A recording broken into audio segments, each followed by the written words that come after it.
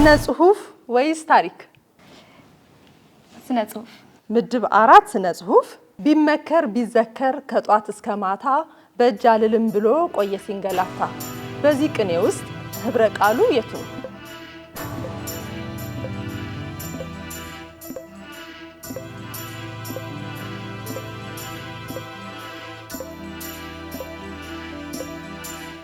እየተወያዩ ነው እንግዲህ